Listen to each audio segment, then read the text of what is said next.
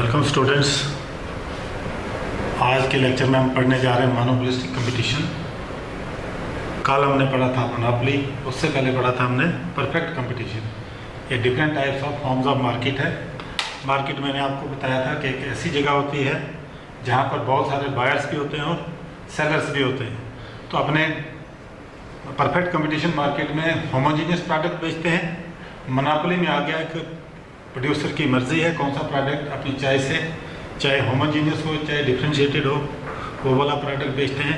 लेकिन monopolistic competition में sellers भी बहुत सारे होते हैं, बायर्स भी बहुत होते हैं और प्रोडक्ट डिफ्रेंशिएशन होता है। यहाँ प्रोडक्ट में है थोड़ा बहुत, यानी क्लोज डिफ्रेंशिएशन होता है, एक जैसा नहीं, होमोजीनियस नहीं होता है ये प्रोडक्ट, लेकिन डिफ्रेंशिएटेड प्रोडक्ट होते हैं। तो मोनोपोलिस्टिक कंपटीशन क्या होता है? It is that situation of the market in which there are many sellers of a commodity, but the product of each seller differ from that of other seller in one respect or other। के market में बहुत सारे sellers होते हैं, उनका product जो एक जैसा होमोजीनियस नहीं होता है, हेटेरोजीनियस प्रोडक्ट होते हैं। और हर एक सेलर का जो प्रोडक्ट है, हर एक प्रोड्यूसर का जो प्रोडक्ट है, डिफर करता है एक दूसरे के साथ। और ये जितने भी प्रोडक्ट हैं ये क्लोज सब्स्टिट्यूट होते हैं। These products are close substitute of each other। Close substitute, perfect substitute नहीं है, क्लोज। परफेक्ट हो गया कि सेम प्रोडक्ट होगा, तभी हम उसको परफेक्ट प्रोडक्ट बोलेंगे, परफेक्ट सब्स्टिट्यूट बोलेंगे। लेकिन क्लोज सब्स्टिट्यूट में है, जैसे हमने आपको बताया था कि कॉलगेट और हम ले लेते हैं क्लोजअप, दो प्रोडक्ट हैं।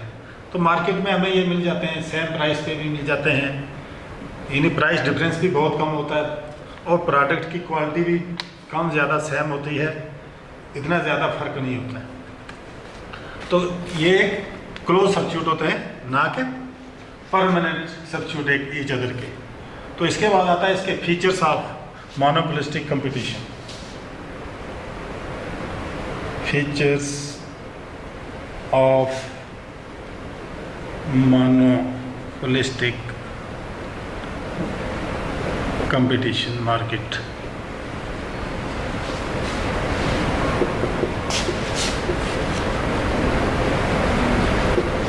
जैसे हमने पढ़ा पहले perfect competition market. Perfect competition market और मोनोपोली के बीच वाले जो मार्केट हम उसको बोलेंगे मोनोपोलिस्टिक कंपटीशन मार्केट। तो मोनोपोलिस्टिक कंपटीशन मार्केट भी परफेक्ट कंपटीशन मार्केट की तरह बहुत बड़ी मार्केट होती है, जहाँ बहुत सारे सेलर्स होते हैं और बहुत सारे नंबर पहला फीचर इसका है, there are large number of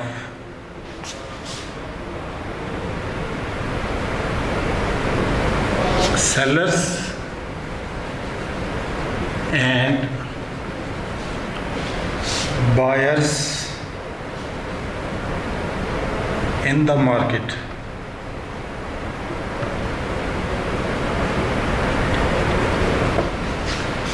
कि हमने देखा कि जैसे परफेक्ट कंपटीशन मार्केट में बहुत सारे सेलर होते हैं और बहुत सारे बायर्स होते हैं, इसी तरह से कि मोनोपोलिस्टिक कंपटीशन में भी लार्ज नंबर ऑफ सेलर्स और लार्ज नंबर ऑफ बायर्स होते हैं। लेकिन यहाँ पर ये जो डिफरेंशिएटेड प्रोडक्ट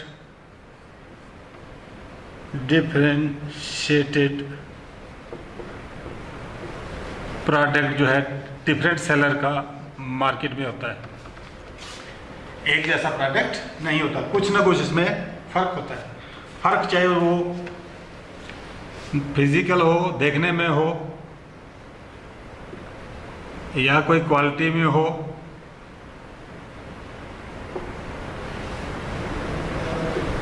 या पैकिंग में देखते हैं हम कोई डिफरेंस होता है। तो इतना बड़ा डिफरेंस नहीं होगा, लेकिन छोटा सा डिफरेंस इसमें ज़रूर होगा हर एक प्रोडक्ट में, एक प्रोड्यूसर के, एक सेलर के प्रोडक्ट में और दूसरे सेलर के प्रोडक्ट में, यानी कई किस्म के इसमें डिफरेंस हो सकते हैं, होमोजीनियस प्रोडक्ट नहीं। तो ये इसका फर्स्ट फीचर है। उसके बाद आता है नेक्स्ट,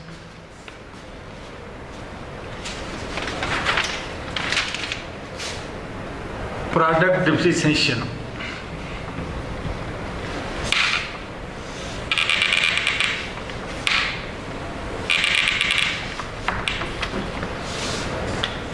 दूसरा आ गया प्रोडक्ट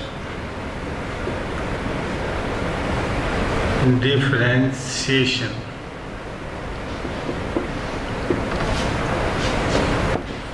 डेफिनेशन में हमने भी बताया आपको कि मोनोपोलिस्टिक कंपटीशन में जो प्रोडक्ट है डिफरेंट टाइप का होता है, ना कि होमोजेनियस प्रोडक्ट होता है। इसमें हमने कहा कि आपको हो सकता है पैकिंग इसकी अलग हो, प्राइस में भी ये कम ज़्यादा हो सकता है, सेम प्राइस नहीं होगी परफेक्ट कंपटीशन की तरह, या इसकी हम पहले भी बताया आपको क्वालिटी, बहुत सारे इनके डिफरेंस हो सकते हैं। उसके बाद आता है number 3, freedom of entry and exit of firms. Monopolistic competition में जो फर्म्स हैं वो परफेक्ट कंपटीशन फर्म्स एक जैसी हैं, यानी इतनी बड़ी बड़ी फर्म्स नहीं होती, छोटी फर्म्स होती हैं। तो freedom of entry and exit of firms perfect competition की तरह यहाँ पर भी कोई भी प्रोड्यूसर जो है मार्केट में आ सकता है, और कोई भी प्रोड्यूसर जो है किसी भी प्रोडक्ट का उसको छोड़ के जा सकता है। किसी से कोई पाबंदी नहीं है, यहाँ पे कोई लाइसेंस नहीं बनाना है, कोई परमिशन नहीं लेनी गवर्नमेंट से, कुछ नहीं करना है। उसके बाद आता है next, less mobility.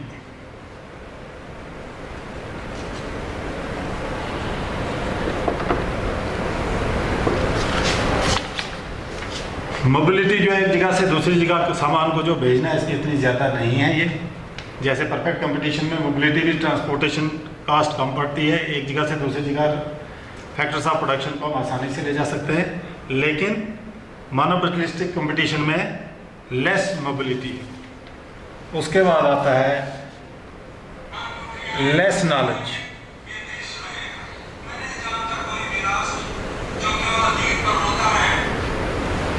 Less knowledge कि जितने भी बायर्स और सेलर्स हैं उनको मार्केट का उतना नॉलेज नहीं होता, परफेक्ट नॉलेज नहीं होता है। जैसे हमने पढ़ा था परफेक्ट कंपटीशन में परफेक्ट नॉलेज होता है बायर्स को भी और सेलर्स को भी। उसके बाद आता है नेक्स्ट,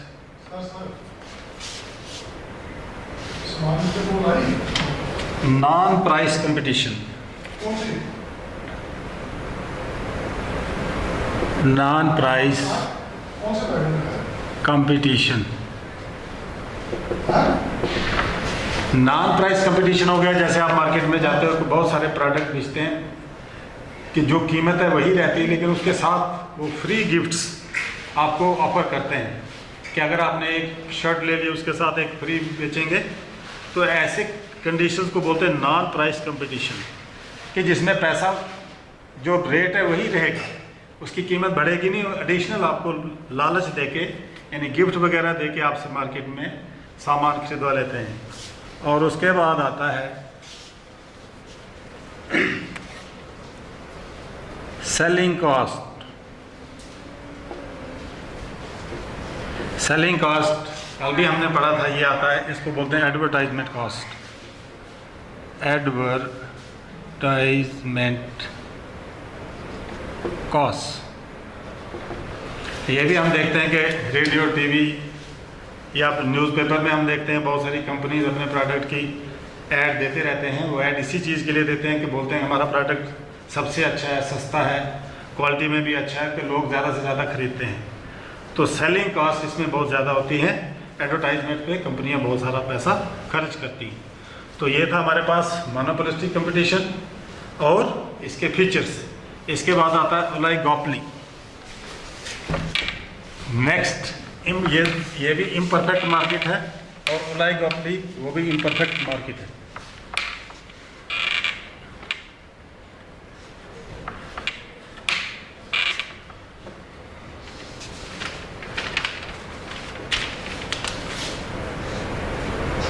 ओलिगोपोली।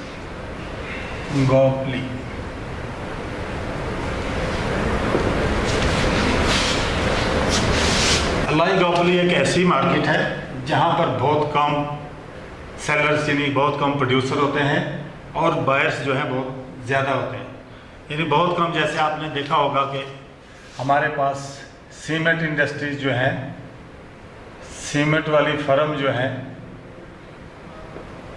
बहुत कम है, 2-4 ब्रांड आपके मार्केट में आते हैं।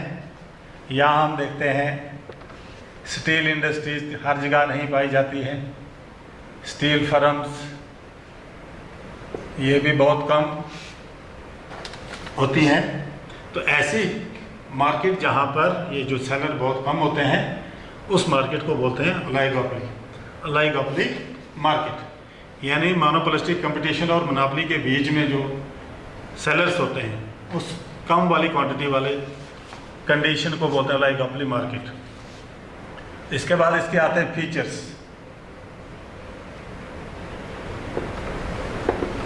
Features of oligopoly market. इसका पहला फीचर जो है, there are very few number of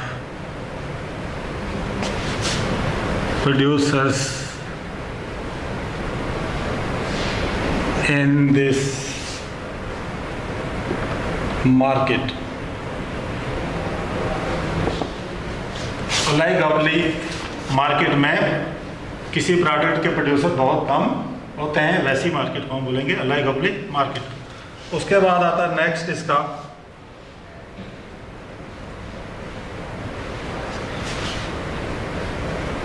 interdependence.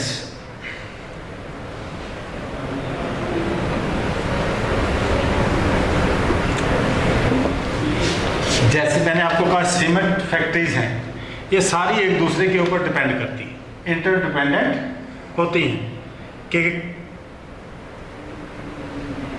Cement जो तैयार करते हैं उनके रेट भी जैसे होते हैं, एक दूसरे के साथ मिल बैठ के प्राइस फिक्स करते हैं।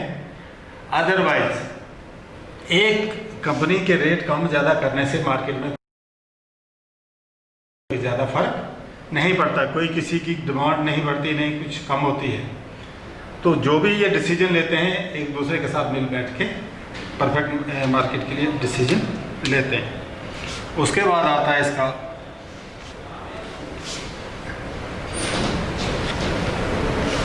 अनसर्टेनिटी।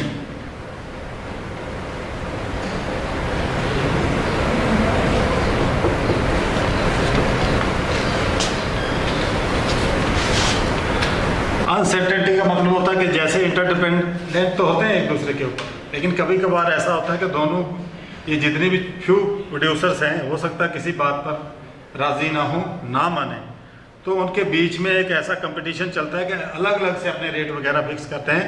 तो मार्केट में अनसर्टेनिटी बनी रहती है कि उनका प्रोडक्ट बिकेगा या नहीं बिकेगा। तो ये एक किस्म की अनसर्टेनिटी इस मार्केट में रहती है। उसके बाद आता है जैसे बाकी मार्केट में इसमें बैरियर्स टू एंट्री एंड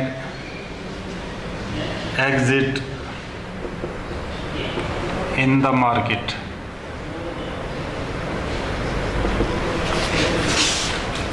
इस इंडस्ट्री में एंट्री करने के लिए हमें यानी कुछ शर्तों का पालन करना पड़ता है, तभी जाके हम ये यूनिट खोल सकते हैं।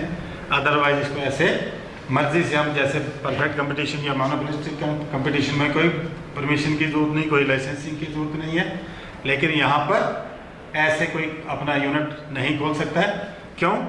क्योंकि ये जो फ्यू प्रोड्यूसर्स हैं ये हाई कैपिटल बिजनेस, यानी बहुत पैसा इसमें चाहिए बिजनेस के लिए कि एक आम आदमी जो है इसको खोल नहीं सकता है।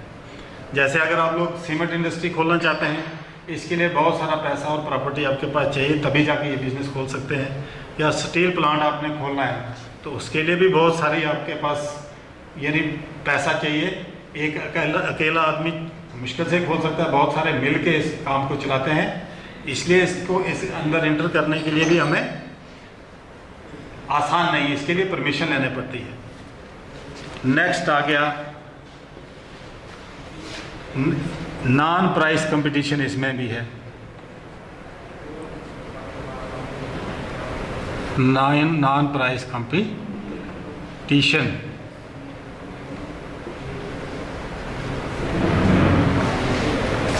ओलिगोपोली में भी सेलर जितने भी हैं, इसमें हमें प्रोडक्ट के साथ साथ कुछ गिफ्ट ऑफर करके अपने माल को मार्केट में बेचते हैं, उसको बोलेंगे non price competition. Actual price जो है उसी के ऊपर वो फ्री में गिफ्ट अपने सामान के साथ बेचते हैं। उसके बाद आता है nature of demand curve.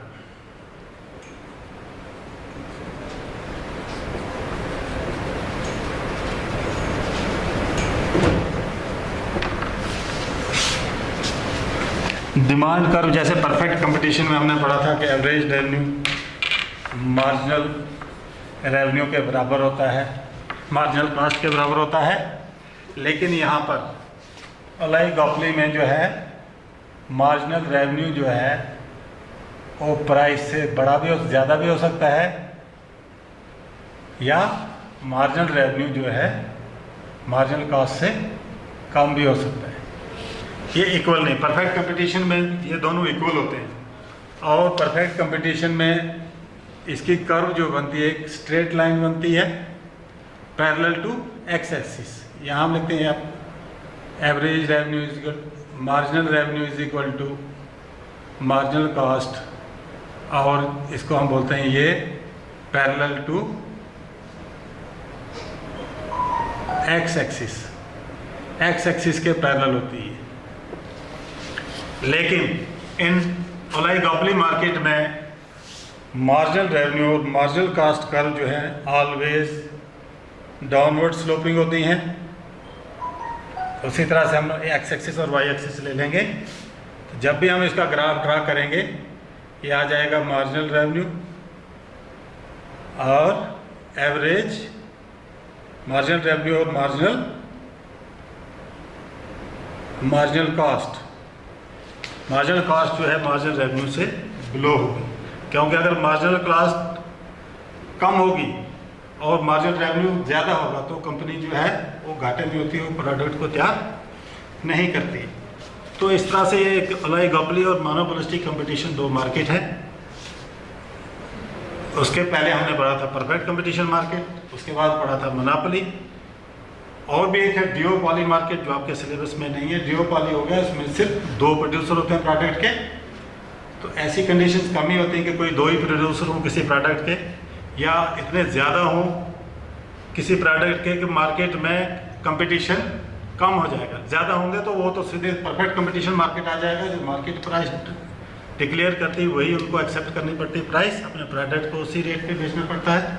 Monopoly में जो प्रोड्यूसर है वो प्राइस खुद फिक्स करता है। मोनोपोलिस्टिक कंपटीशन में भी मार्केट प्राइस फिक्स करती है, क्योंकि अगर प्रोड्यूसर अपने प्राइस ज़्यादा करे कम करे उससे जो सेलर को वैसे अट्रैक्ट नहीं कर सकता है, क्योंकि अगर आप किसी प्रोडक्ट की प्राइस कम करोगे तो सेलर ये बायर जो है उसका भरोसा थोड़ा कम हो जाता है। हो सकता है कि ये प्रोडक्ट जो है हल्का हो गया है, कोई अच्छी क्वालिटी का नहीं, इसलिए उस तरफ नहीं जाते हैं। लेकिन अगर किसी प्रोडक्ट के कम प्रोड्यूसर हैं तो उस प्रोडक्ट की वैल्यू जो है प्रोड्यूसर ही फिक्स करता है, जो मार्केट में उसकी प्राइस होगी उसी प्राइस से जो बायर से उस प्रोडक्ट को खरीदते हैं। तो इस तरह से थी ये फॉर्म्स ऑफ मार्केट। नेक्स्ट हम पढ़ेंगे इक्विलिब्रियम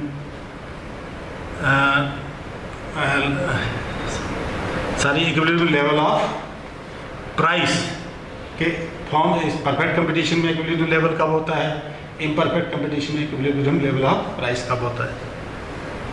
थैंक यू।